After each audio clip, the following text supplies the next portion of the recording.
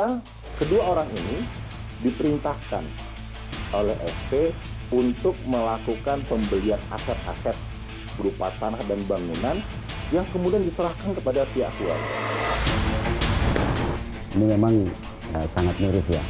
Mungkin orang tuanya juga tidak tahu kalau ternyata uang-uang yang mungkin diserahkan atau diberikan kepada keluarga ini berasal dari bisnis haram tadi. Pengungkapan kasus transnasional organized crime (TOC) terkait narkotika dan tindak pidana pencucian uang yang melibatkan jaringan Freddy Pratama berakar dari Banjarmasin, Kalimantan Selatan. Tercatat, aset Freddy Pratama yang disita memiliki nilai sebesar 41,7 miliar rupiah harta tidak bergerak dan 2,1 miliar rupiah harta bergerak. Lantas bagaimana tim Polda Kalsel berjuang menggagalkan peredaran narkotika ini? Terus ikuti Presisi Melayani.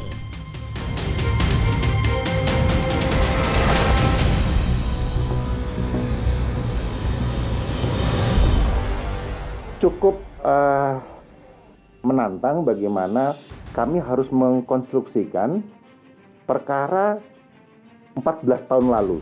Karena ini adalah 2009 sampai 2023. Sehingga data-data, orang dan sebagainya gitu. Kadang-kadang menggunakan KTP-nya palsu.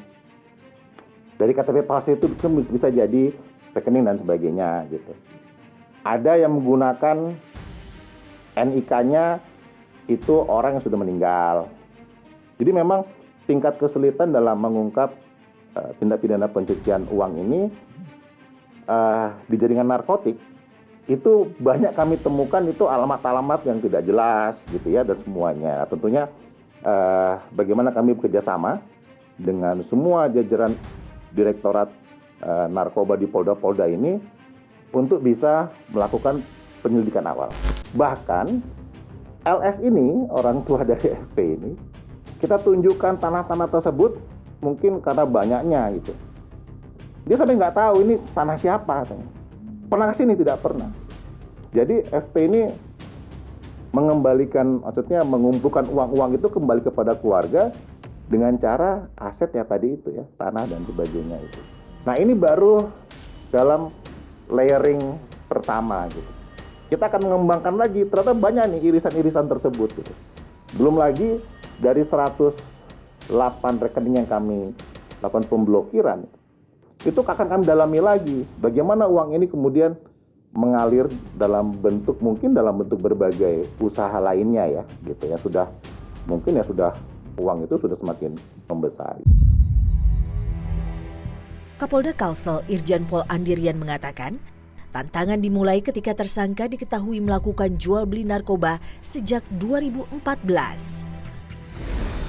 Dari data yang bisa dikumpulkan oleh Polda Kalsel, Freddy ini terakhir tercatat berada di Kalsel pada tahun 2014. Sebelumnya usaha yang bersangkutan itu sebenarnya usaha biasa saja, membuka toko handphone. Ada namanya toko Asia Phone, itu di Jalan Ayani. Tetapi kemudian pada tahun 2014 itu juga tercatat bahwa yang bersangkutan terlibat dalam jual beli narkoba secara ilegal. Ini terungkap dari salah satu tersangka yang berhasil diamankan oleh Polda Kalsel pada saat itu. Nah kemudian sekian lama yang bersangkutan tidak termonitor, hilang dari Banjarmasin. Pengungkapan terkait dengan aset-aset yang bersangkutan ini berkat kerjasama dengan Bareskrim tentunya, karena pengungkapan kasus TPPU-nya sendiri, tindak pidana pencucian uangnya sendiri, ini diungkap berdasarkan dari beberapa peristiwa juga yang terjadi di daerah lain. Kita tahu ada di Lampung, kemudian Jawa Timur, kemudian Sulawesi Selatan sedang berproses sekarang, termasuk di Bali. Nah khusus untuk di Kalsel, di dalam proses pengungkapannya, itu kita bekerja sama dengan rekan-rekan dari Direktorat Narkoba Bareskrim. Beberapa hari teman-teman di backup oleh Polda Kalsel untuk melakukan penelusuran terhadap aset-aset yang bersangkutan. Kenapa banyak di Kalsel? Ya, Kita tahu bahwa yang bersangkutan asli sini. Dan bukan sebagian, hampir seluruhnya aset itu didaftarkan atas nama keluarga. Sebanyak 35 kg barang bukti yang berlokasi di Kalimantan Selatan mampu ditemukan tim Ditres Narkoba Polda Kalsel.